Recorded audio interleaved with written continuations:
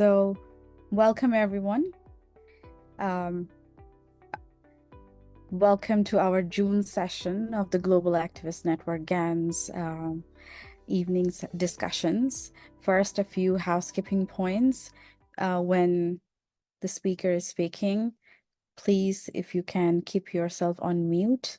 And please do share questions. We'll get a chance to interact with the guest and ask her questions, but please do share your questions on the chat. And yeah, and enjoy our discussion. So today, we will focus on something that is, yeah. You record. I think that will be with Taivo. I asked him to, but I'm not sure if he's seen, so. Okay, let me just see if I have the, and also, yes, we will be recording. So, if you have any problem, if you're not comfortable with it, please keep your, um, keep your video off.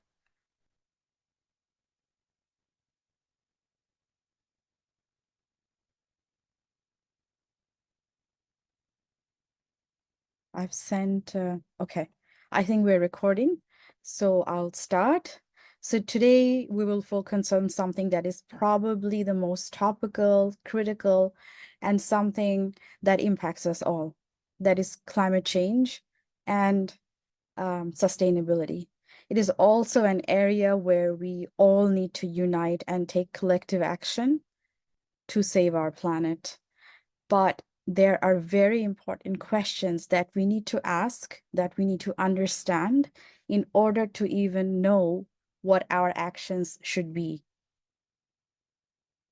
And to do so, we have invited a change maker who's a great feminist promoting women's equity and also a climate and sustainability expert. She is none other than Martina Rogato. Welcome, Martina. I will share a little bit about all the amazing work that you do. So Martina is the founder of ESG Boutique, a consultancy service that helps companies integrate sustainability and diversity into their strategies. She's a passionate advocate for women's rights and empowerment. She's serving as the co-chair of the Women's 7, the official women's engagement group of the G7 Italy, and also the Sherpa of the Women 20 of the G20. She co-founded Young Women's Network and is currently an honorary president. In addition to all these great achievements, Martina teaches sustainability and diversity courses at the University of Rome, LUMSA, 24-hour Business School, and Temple University. She has been recognized by Pope Francis as one of the international changemakers and one of the 100 women who are changing Italy with their social activism by Startup Italia. Lastly, Martina's mission is to contribute to a more sustainable, inclusive, and fair world for all. Isn't that a great mission to have? And also one that we can all learn from. So without further delay, I will dive into all the questions I have for Martina. So once again, welcome, Martina. Today we focus on climate change and sustainability. And so let's start with, we would like to know from you, what is a climate emergency that, everyone's talking about? Thank you so much, Limona. And firstly, let me express my gratitude for being here. It's a while that I know Limona. We are a colleague at the W20 and at the W7, and it's a great honor to interact with you this evening. Hopefully, we will have the opportunity of rearrange a further meter in presence because I'm always very enthusiastic of interacting with other activists. So what about climate emergency? I don't know in your cities of origin or in the cities where you live, but I am based in Italy. I usually live in Milan, but now I'm in the southern of Italy, in Calabria, the last region of Italy in front of Sicily, for family reasons, just for the weekend. And we are suffering a lot because of a high level temperature. Italy is literally burning. In the northern part, including Milan, every day there is a huge storm, not a Mediterranean storm, but a tropical one. And like the one I usually see in Brazil, because my family, a part of my family is from Brazil. So I used to see a tropical storm in a real tropical place. And I'm really impressed by the quantity of water is falling down, also creating lots of is also this creating lots of problems in the city in infrastructural terms. To the other hand, the rest of the Italy, where I am, especially in the southern, we are suffering because of drought. And I was just sharing with Limona before starting our live that coal farms, because of lack of water, are not able to feed animals, and they are now deciding what to do because there is no water in the southern of Italy. So turning back to your main question, climate emergency refers to the urgent need to address climate change and climate change devastating effects on the planet, like this warm temperature having impact on us, on our health, but also on infrastructures, on farming, on agriculture, so also on business. Climate emergency call to action is an attitude for asking to governments, organizations, and individuals to implement concrete measures to reduce greenhouse gases emissions, mitigate the impacts of climate change, and adapt our territories to climate change consequences. Please consider that last year, 34 countries have declared the climate emergency status that now is covering plus 1 billion of people worldwide.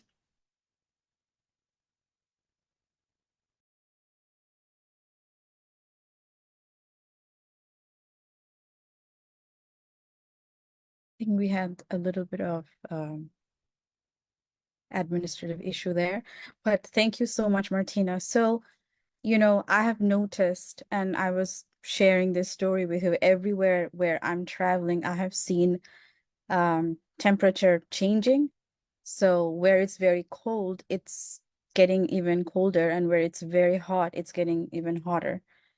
I think a lot of us don't know or understand what's actually causing these sort of adverse impact on our environment and on the climate. So it would be really helpful if you could share what actions or what are the things that are actually creating the most severe impacts on our surrounding. Yeah, is a non-anthropogenic reason related to the creation of adverse impact. So is because of humanity creating climate crisis. There are 5 main adverse impacts where, as a human species, we are contributing to create. Firstly, continuing burning fossil fuels like coal, oil, and natural gas for energy production and also for transportations, leading to high levels of carbon dioxide and other greenhouse gases emissions. Burning fossil fuels contribute to about 75% of global greenhouse gases emissions. The second reason that is causing climate crisis, the climate crisis is deforestation and land use or land abuse. And why this is so important? Because planet Earth has the natural capacity of absorbing CO2 emissions. So if we deforestate, we compromise the natural attitude of planet Earth to absorb and CO2 emission and create equilibrium on it. Big role is played by industrial processes. The first one is related to not sustainable agricultural practices that emit large amounts of methane and nitrous oxide, making the 24% of total emissions. Again, then we have waste generation and bad managing practices on waste management that contribute to around 3% of global emissions.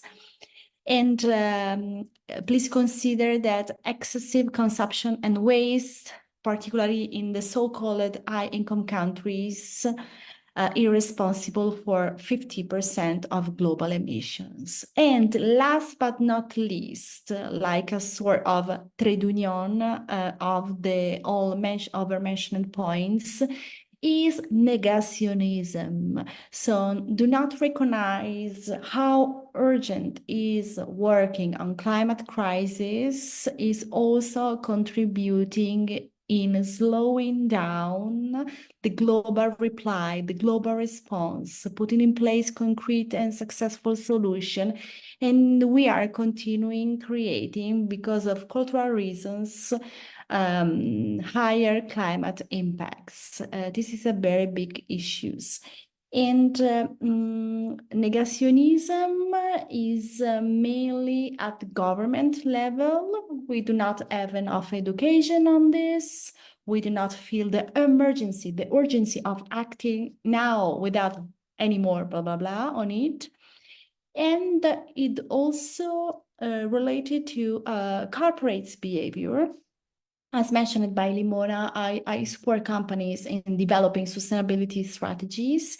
And what I see a big difference in the last 5 years, where companies are starting developing practices on environmental and social sustainability. But today, too many countries are still doing greenwashing or sporadical projects on sustainability, and what we need from their side are integrated and concrete strategies on sustainability. That means not just measuring the CO2 emission that your plant is contributing to generate, but analyze the whole value chain of your business, identify every environmental and social impact, and then put in place integrated concrete solution in order to mitigate impacts or cease, in case of human rights violations, cease negative impacts. So there is also a responsibility of business in producing in contributing to climate crisis, and in not producing integrated strategy to deal with.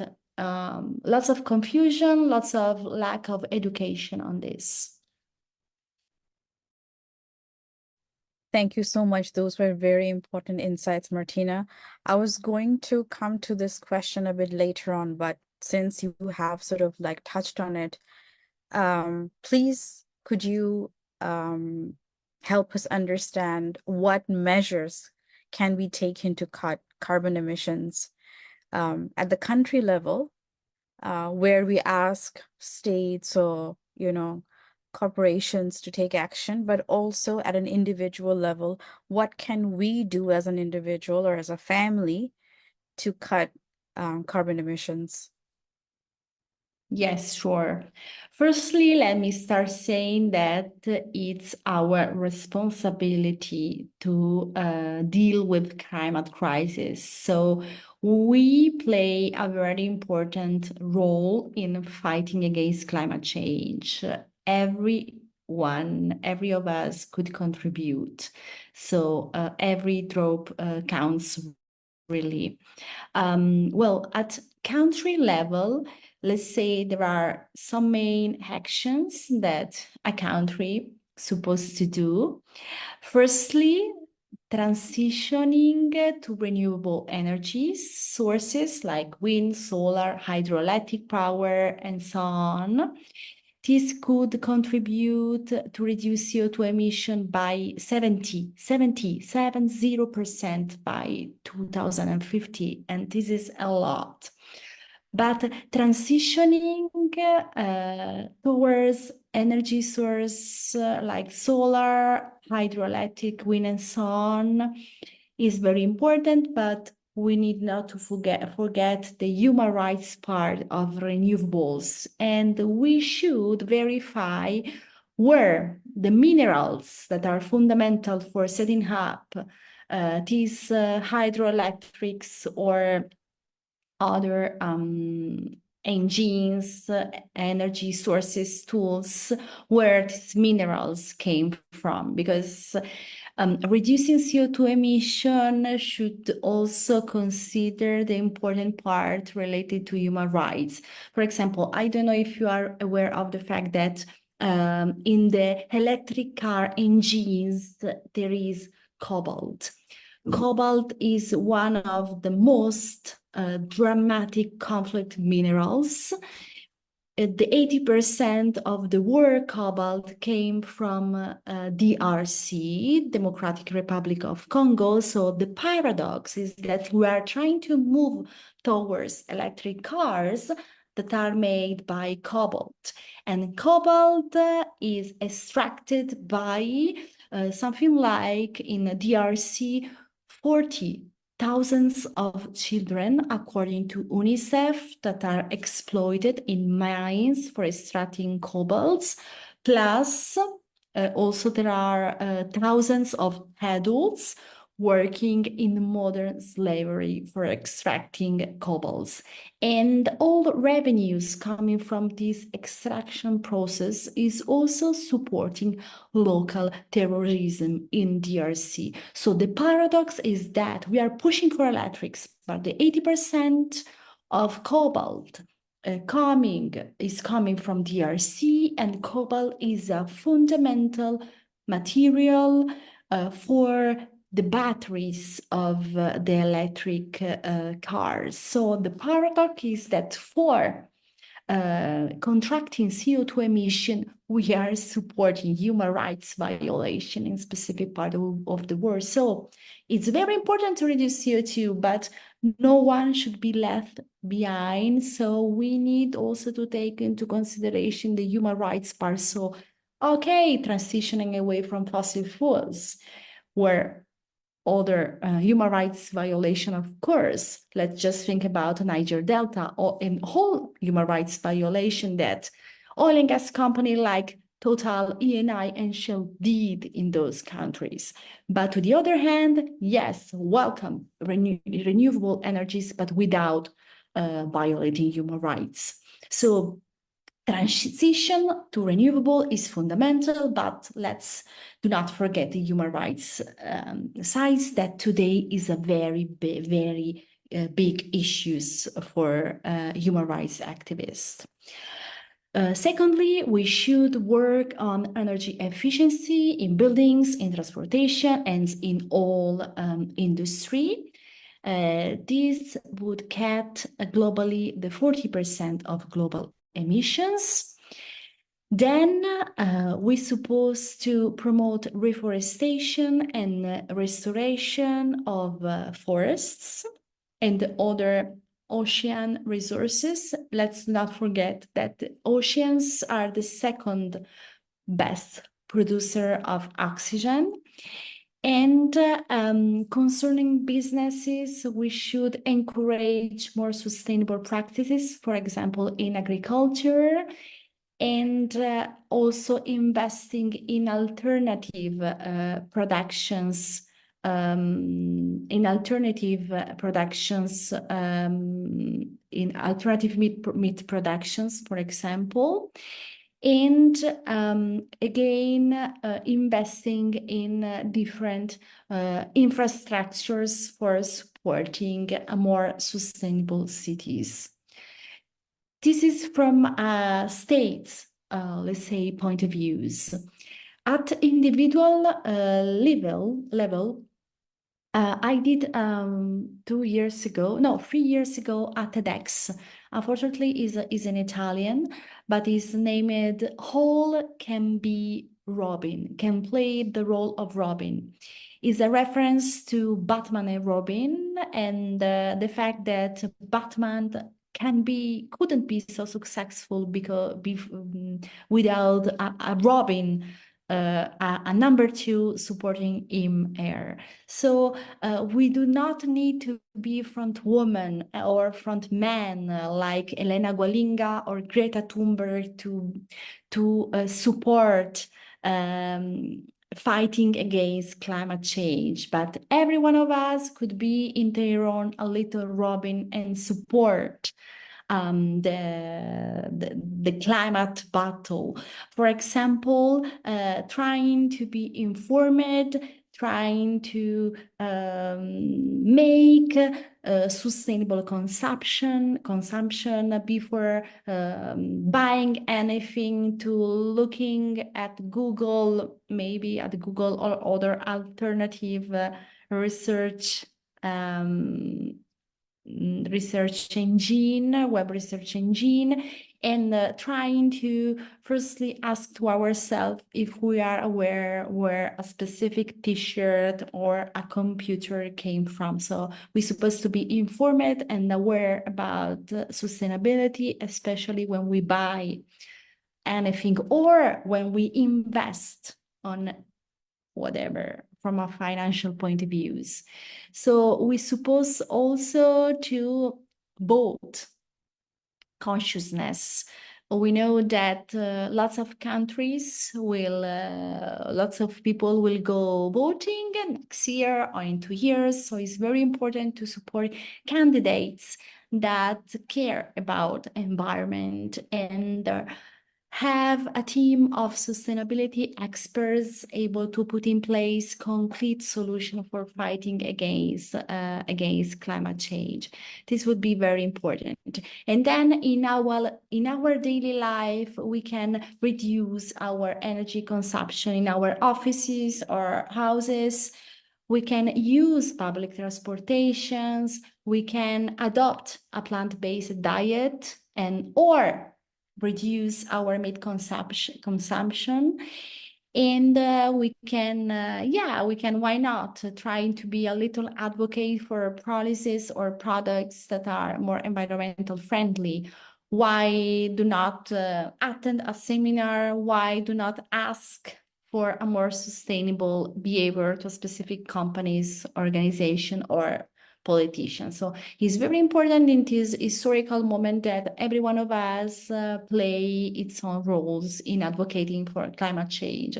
Also, if we are not Greta Thunberg, we need lots of Robins. And do not forget that the success of Greta Thunberg is also the capacity of involving thousands of young boys and girls for climate change. So every drop really counts a lot. That was amazing and very inspiring suggestions made by you. One of the most interesting things that I noted from your discussion is the fact that even our journey towards renewable energy or sustainable choices, we need to be mindful of, are we being inclusive, and are we not making human rights violations? So one question that sort of is related to this area that I wanted to ask you is, how will you think climate change impact people living in poverty, specifically vulnerable and marginalized community? And let's focus on, let's say, how will it impact women, girls, and since you mentioned how many children are impacted due to cobalt extraction, so what will be the impact on vulnerable and marginalized women, girls, and children in general? Yeah, thank you so much. There is a very, you know, I'm really impressed by this data because usually a big climate crisis episode are occurring in low-income countries. This is quite incredible. Maybe because of the ecosystem fragilities, but for example, I'm really very impressed by the fact that Marshall Island and Little Island are the ones suffering the most. They are not the worst in contributing to climate crisis, but are the worst in suffering for climate crisis effects. This is really crazy.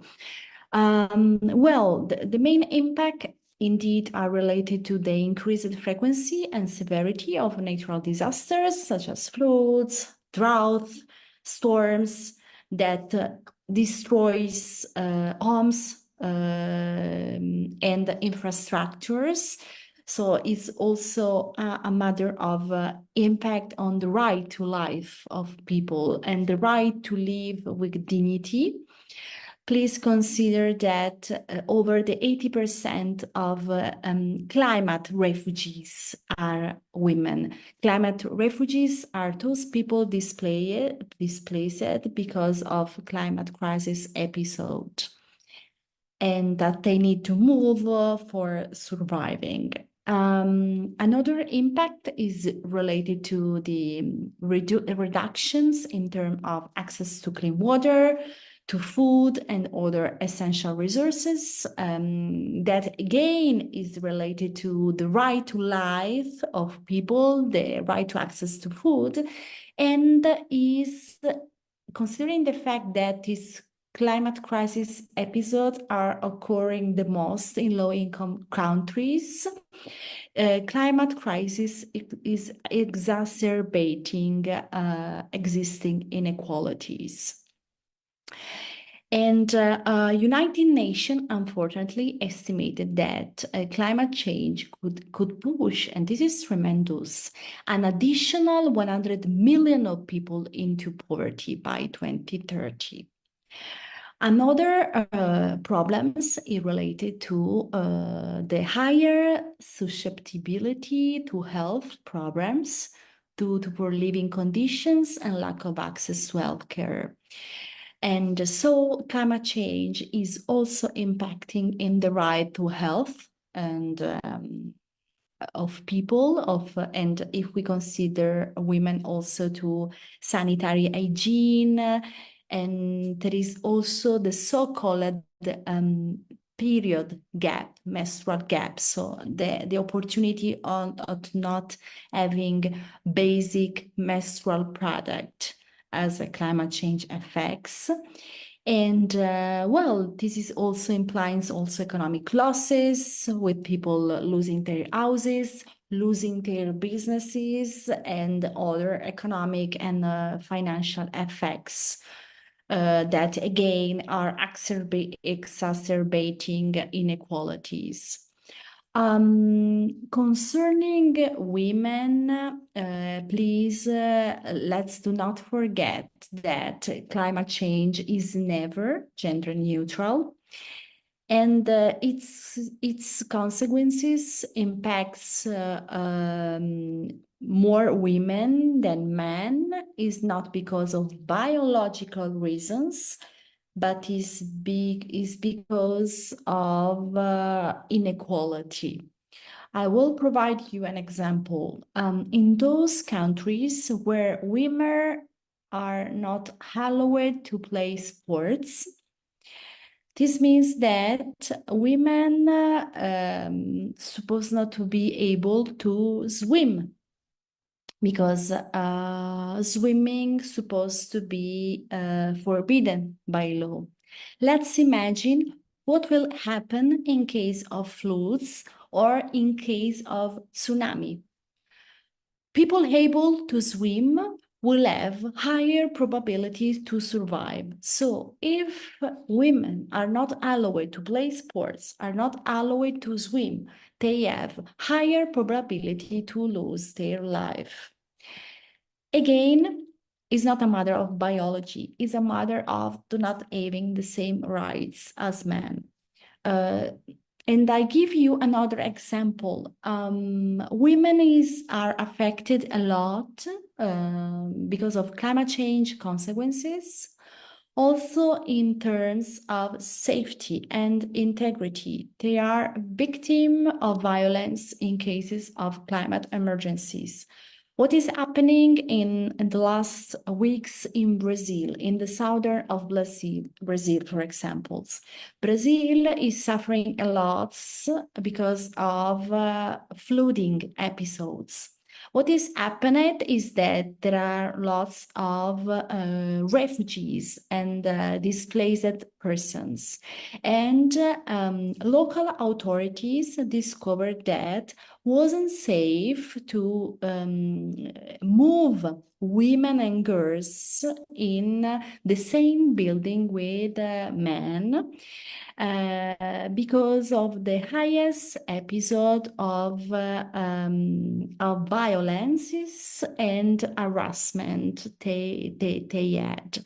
So local authorities had to create separate buildings for welcoming women and girls because of the high rates of episode of violence after flooding. Obviously, it's a cultural issue, it's a cultural topic. So equality is causing the fact that women are more impacted by climate change and their consequences. And these are just two simple examples, but finally, international organizations and institutions decide to focus on the nexus between climate and gender in these 2 or 3 years that finally we have data on this and reports. You can, for example, read useful but also terrifying data from the OECD analyzing more or less 170 countries in terms of climate and gender nexus and discover what about this situation. Thank you so much. That was, a very relevant discussion. Just to shift our focus a little bit, we have a few questions from our audience. So I just wanted to share those before I move on to my other questions that I have for you. So the first question that we have is from Reham, who's from Lebanon, and Reham is an environmental activist and an advocate for gender equality as well. She would like to know more about your work and your journey. What are some of the challenges that you faced within your work in the environmental sector, and how did you manage to deal with it to sort of get the best outcome? Thank you so much, Limona, and thank you so much, Riam, for the interesting question. I'm more focused on the business and human rights side of sustainability and on sustainability practices. This means that I do not measure and I do not compensate CO2 emission, but what I do is to develop policies or sustainable supply chain tools for companies. So I'm more on strategy plus on human rights. So one of the most important challenge I face generally speaking, is the fact that often companies forget the human rights side. So they do not have an holistic approach considering environmental issues, social issues, and also economic issues. So it's a matter of bias, it's a matter of culture. So, but it's changing a lot. I started working on this field in 2010. Now is 14 years that I work on sustainability, and it's changing a lot. So this lack of integrated approach is a big issue. Another challenge I see is related to the fact that companies are mainly working with a very long supply chain with different governments rules that not often protect human rights, or I saw companies in finding difficulties in terms of traceabilities. I have some clients that are not aware where their suppliers came from or what about their suppliers' performances. So I say, come on, how can you do business like this and promote that you are a sustainable company? So difficulties in terms of long chain, but I'm very proud to say that finally, after years of advocacy, the European Union delivered this blessing directive on due diligence that I hope that could be also inspirational for other regions of the world. Due diligence is a big conquer. Sorry, I'm not English native speaker, as you may notice. And so in Europe, in the following years, specific companies will be obliged to identify their risks, impacts, adverse impacts and risks, both on human rights and environment, and demonstrate how they are dealing with them.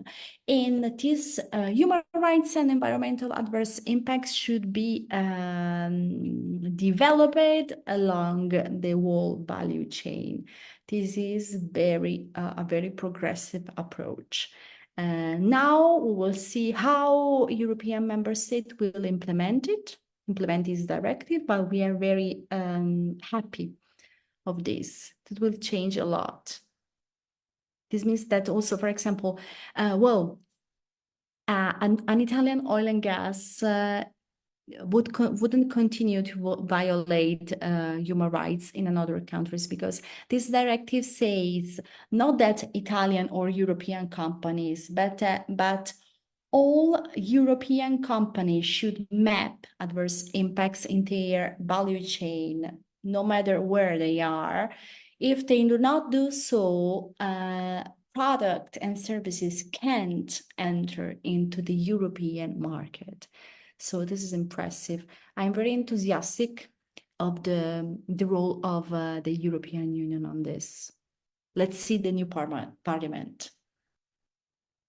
That's definitely a milestone and, a progressive step forward. And since you mentioned Europe, which happens to have a lot of the stronger economies, if we take a look back into the more, I would say, developing economies in other regions of the world, we have a question from Taiwo, who's based in Nigeria. And he asked, considering Africa's minimal contribution to global emissions, but significant vulnerability to climate change, how can international frameworks and policies better support sustainable development and climate resilience in African countries? Thank you so much, Taiwu, for this question. From one end, it's true that Africa is minimum contributing to global emission, but to the other hand, we need to say it out loud that Western economy exploited Africa resources for too many years. Let's think about cobalt. Let's think about oil and gas devastating Niger Delta. So these need to stop. And so European policies, but also international framework like the due diligence, supposed to stop this colonialistic approach. And this is very important. In the last G7 declaration, G7 leaders agreed the importance of cooperation with Africa and the G7 countries, but this is supposed to be based on new model. Well, we know very well because in our W7 communique, we talk a lot if using the let's go move forward, the colonialism effect or colonialism effect. We discussed a lot about wording, but I think we all agree that this is an old-fashioned idea. This should stop.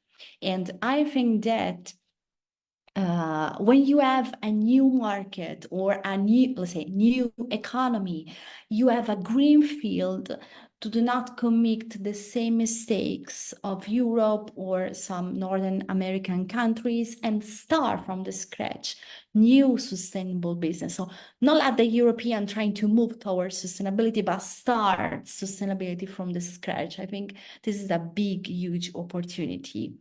And yeah. For example, I have a friend of mine doing business. She's from different nationality. She's doing a wonderful business in Africa with sustainable fashion from the scratch. And I think we need to encourage this new mindset. Definitely. So now moving on to our other question that was asked by Yash. Yash is based in India. So it's interesting how we are getting questions from different regions. Yash's question was, how can we promote and facilitate green financing in the global south countries?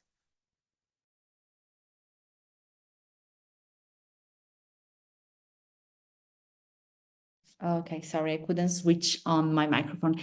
Mandatory law, I think, mandatory law, we need to, let's say, yes, agreed at international levels, obligation related to green finance. But to the other hand, what we can do, finally, we have reports stating that green investments are more profitable. So we need to spread the voice on the fact that yes, is more ethical, is greener, is less impactful, but is also profitable. Let's stop thinking that sustainability is just a cost. It could be also profitable. Let's spread the voice. And I think money is the king, as as usual. Yeah. Yes. By the way, the G7 wrote on the last leaders declaration the fact that they welcome an initiative that is named 2X challenges.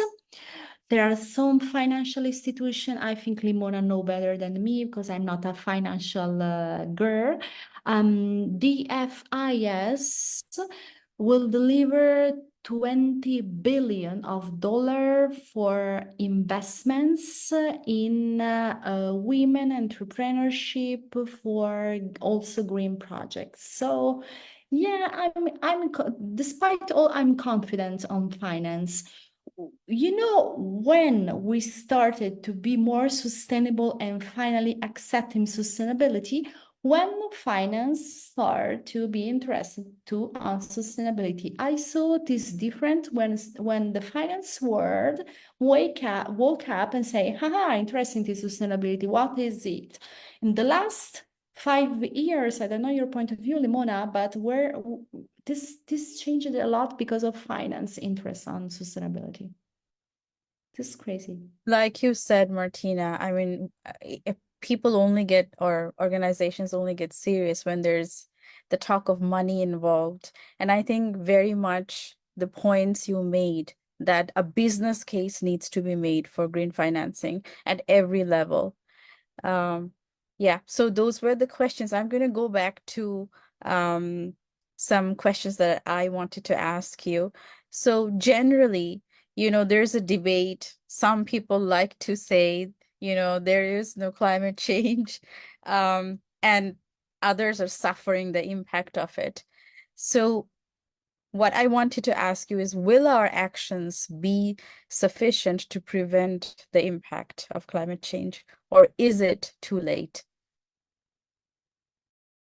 I'm not a scientist, so I'm not able to reply, but I can, let's say, share what the global scientists said.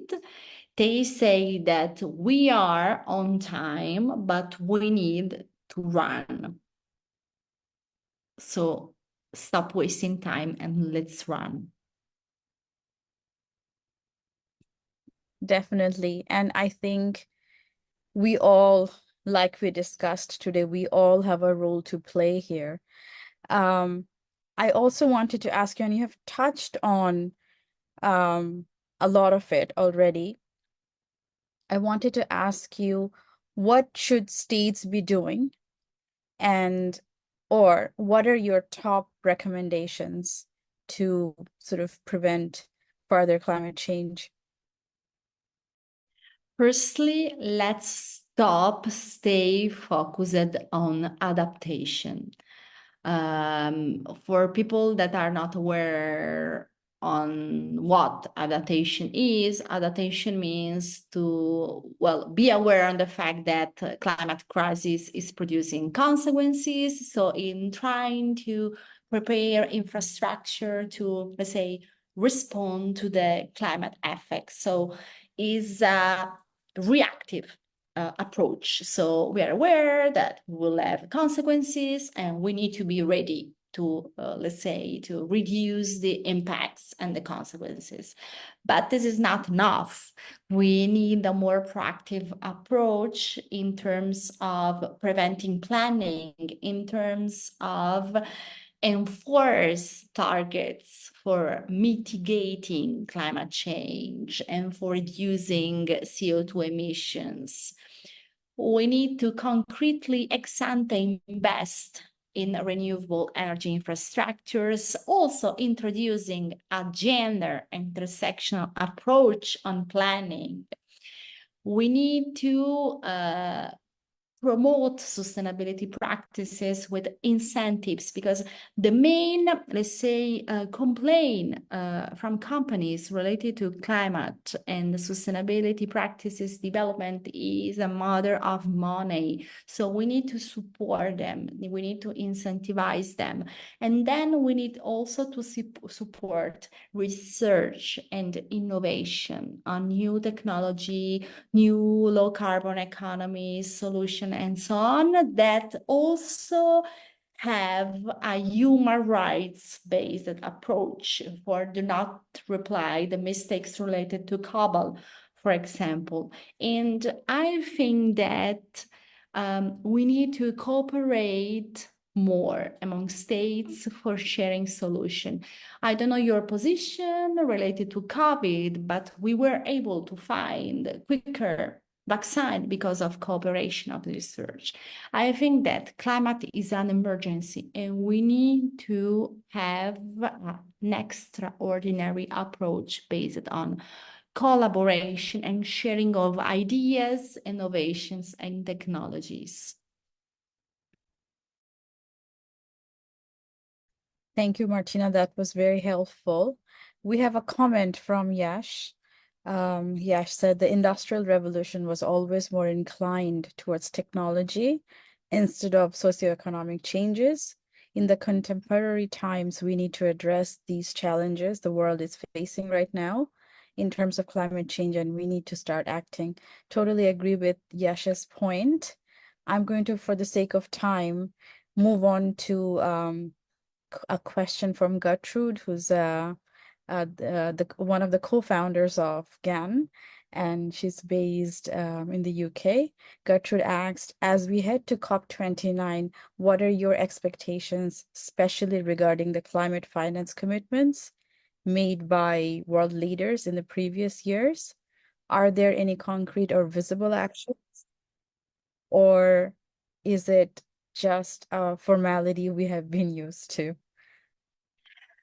Well, I'll be in Baku, and I'm not so enthusiastic. So I will be in the next COP29. And fun fact, I will turn 40 during COP29. So I hope to bring my good energy. I will celebrate my 40 years old at COP29. So I hope to come back home with also good news, not related just to my birthday, but also related to climate justice. What about expectation? Well, I think they will agree on climate finance, but again, I'm more on a proactive attitude. We have 6 months for advocating and lobby for obtaining a good deal in Baku next November, December. So let's do it. Absolutely. And most of the countries, like you mentioned, are on the verge of elections. Let's go for candidates who value and prioritize climate action. Um, so I just wanted to quickly check with everyone joining if we have any further questions for Martina.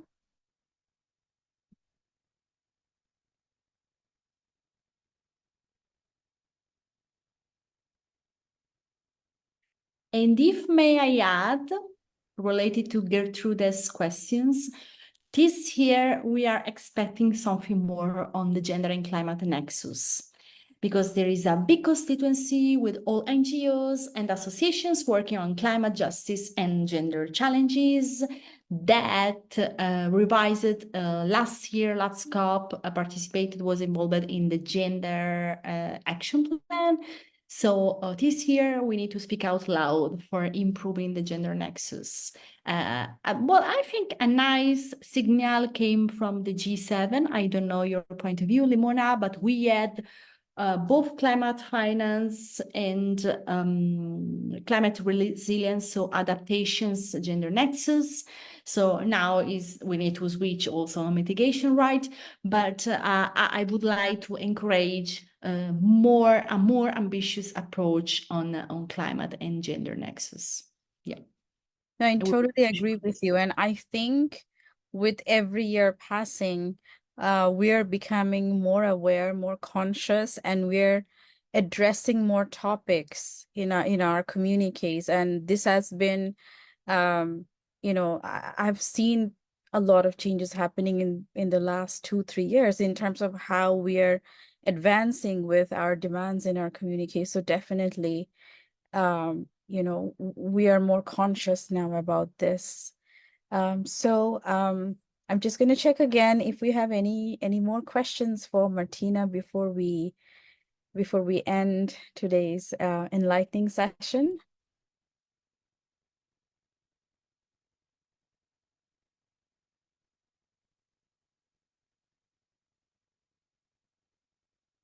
I think those are all the questions that we had for you. Thank you, Martina, so much for joining us. This is not a topic that can be covered in less than an hour.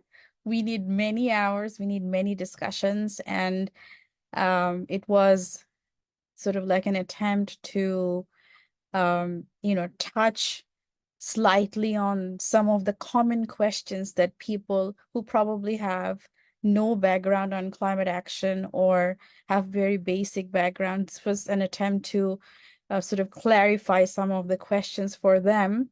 We look forward to many more enlightening sessions with you, and we look forward to all the great work that you are doing, and our support is with you and with all the change makers who joined us today. So I can see that many of us are really excited to network with you. Please do reach out. Uh, we have shared, I believe, if not, we will share Martina's social media handles. You can reach out to her and find out the best way of communicating. But thank you once again, Martina, for this great session. And also thank you everyone for joining. And we'll see you with another great discussion next month. And have a nice day, Thank have a nice you. evening. Thank you so much. My pleasure. And hope to meet you soon also in person. Yes, for sure. For sure. Thank you, everyone. Take care and goodbye for tonight.